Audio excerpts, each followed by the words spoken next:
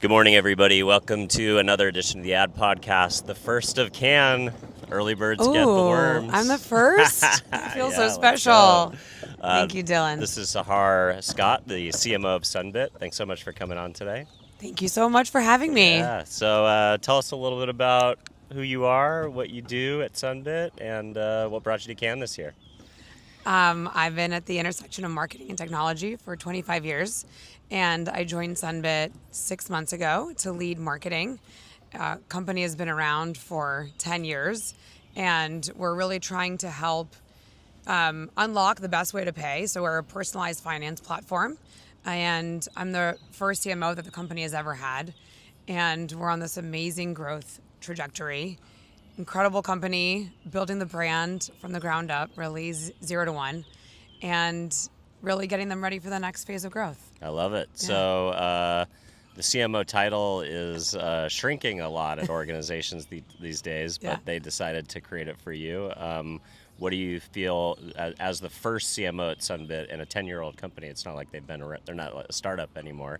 Yeah, Why no. do you think they thought it was time to bring the CMO role in? Yeah, it's a great question. So they have done all of their customer acquisition at point of sale. Interesting. So all Okay. the merchants that they have, 200,000 associates around the world, 40,000 locations, have all acquired customers, 5.5 million customers, happy customers. 60% have gotten multiple products from us around the world. All of our financial solutions are personalized for the customers, and people really find that we are meeting them at the point of when they really need us. And so that has worked for a very long time. And as we're looking to expand both the product offering, the portfolio, and the relationship that we have with a customer from point of sale to that everyday kind of top of wallet, we need a relationship with them that Sure. really transcends. It's not transaction based. Correct. That isn't somehow kind of aided by a partner or aided by a merchant, et cetera. Yeah, and also takes that relationship that kind of originates at the point of trust and really takes them through all their everyday purchase needs. That is brand building. Yeah, and totally. so they really waited until they needed a marketer, which I think is awesome. And that was why I was so excited to join them, is because it wasn't a janitor marketing job. Come in and clean this up. It was come in and build. It's foundational. Totally. That's amazing. And so really feel very lucky. That's awesome. Yeah. So tell us a little bit about your can this year. It's a short pre-can, day -1 and day 0 can. I've never heard of that before, know. but I'm here for it. It was my fun fact last night at dinner. They're like, oh, just getting the week started. No, just wrapping up. Yep. Were you able to get, I mean, we were kind of talking a little bit off camera, but it's kind of wild how can, at least since I've been coming, I've only been 3 times, but it's very much bleeding into, the beginning of the week and people, I feel like, completely abandoning Friday, like even more so now. But Totally. what were you able to do in, just 2 short pre-days of can? Yeah. So this is, I think, my 11th can, Nice. which is why I feel really confident only being here for 48 hours. And so I arrived Saturday, and yesterday I went to the CMO Summit up at this gorgeous chateau with the Virtuoso League, and the Dietert brothers hosted this incredible event, this beautiful space. And it was, CMOs from around the world, $1 trillion worth of buying power. Wow. And we had a very productive conversation around leadership, around our teams, around how do you lead through the transformation that's happening in the industry right now, how the role of marketer has really evolved to, driving meaningful growth, sustainable growth, and the relationships that we need to have within organizations in order to be successful. And then we went to dinner with Shelley Zallis and Talia Bender-Small at the Female Quotient. It was absolutely gorgeous. There were about 80 women Wow, that's so on cool. the rooftop of the Martinez. Let's go. And Rachel Zoe was there. Allison Satter hosted this incredible dinner. And it was just phenomenal to see so many women coming together around community and talking about the power of the pack and what it takes to really support each other in this industry. And, saw some friends across the Quasset, and I'm wrapping up with you. Let's go. So I feel very productive. I feel inspired.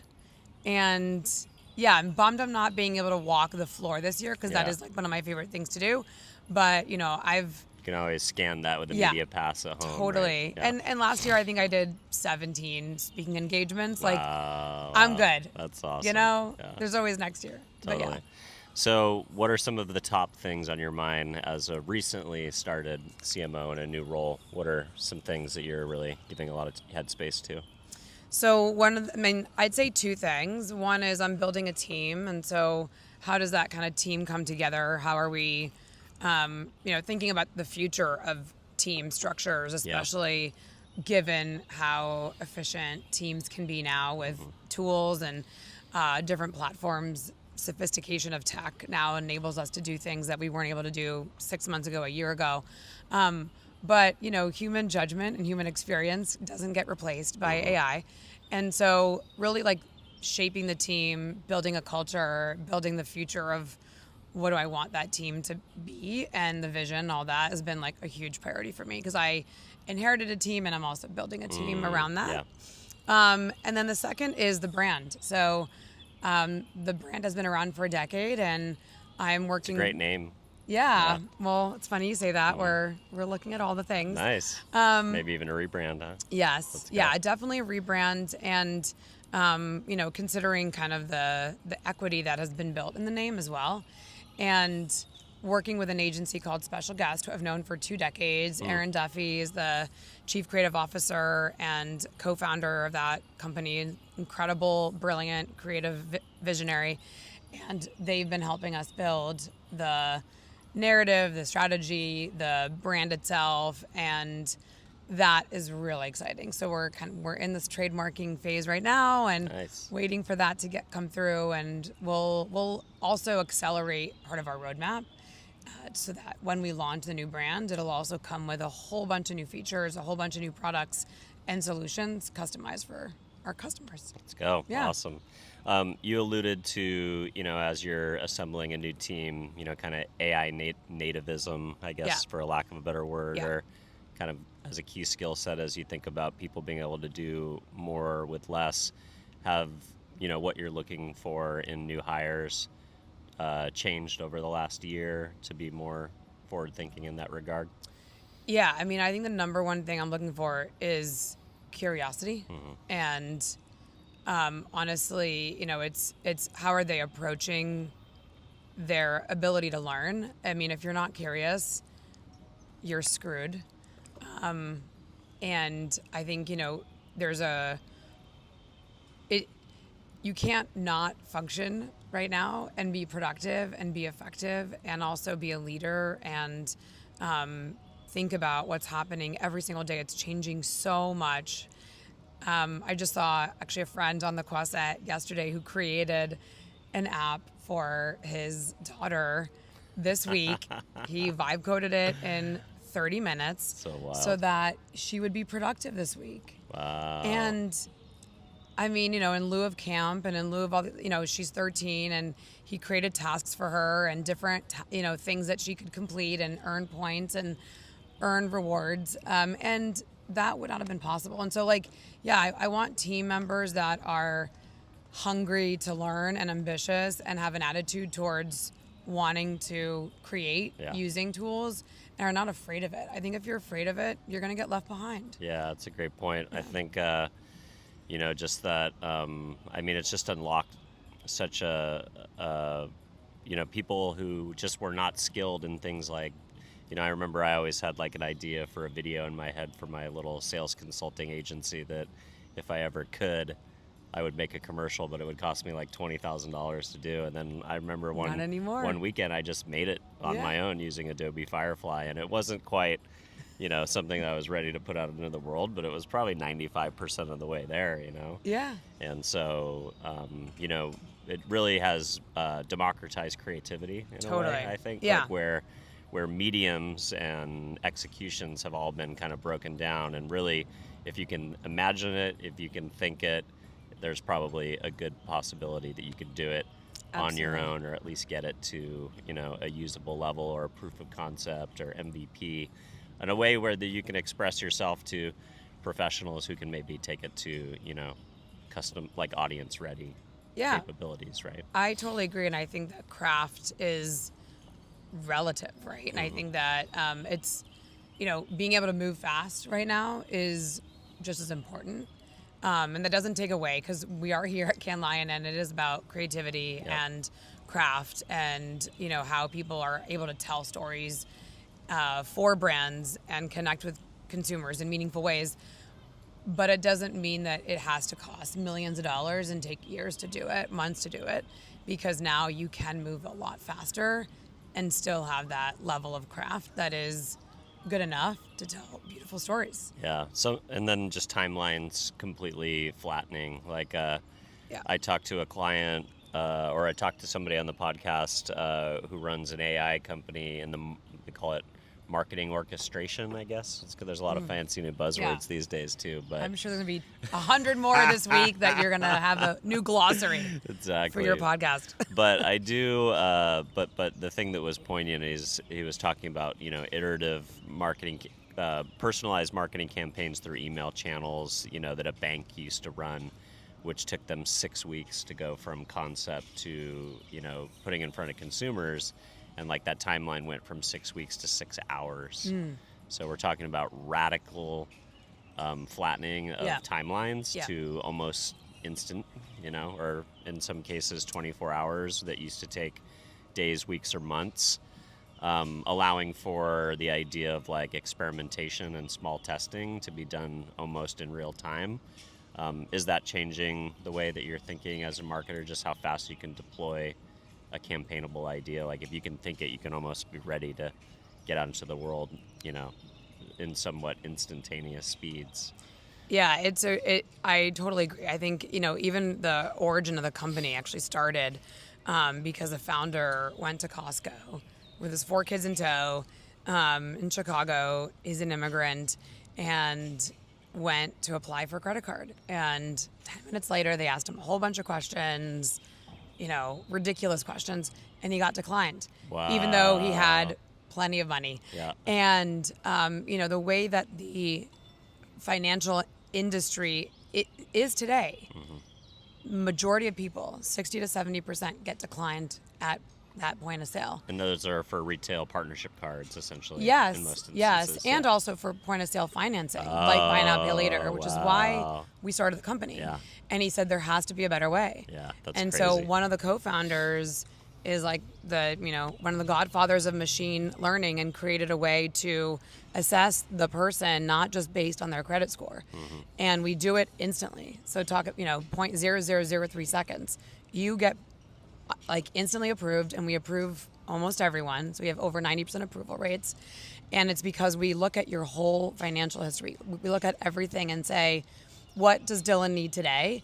And do it in a way that doesn't put Dylan in a compromising position. Yep. No fees, no predatory amounts, and it's really customized for tailored for your needs. And so that speed is built into the company. That's right. That's And wild. so everyone that needs a solution from us expects that. At the same time, our marketing needs to also meet the customer where they are. The messaging, the way that we are able to find the right solution for them, it needs to feel intuitive. It needs to feel seamless. It needs to be designed with that ease in mind. And so, I expect our marketing to be over 90% accurate and also that fast. Yep. And so that when they're looking for the right thing, it's in their pocket, or it's at the point of sale, or the associate's able to communicate the right solution to that customer. And I do think that people want instant. We feel that in our feeds. We feel that in the pocket Everything has with been this thing. Ubertized Yeah. and Amazon one click. Amazon, yeah. It is.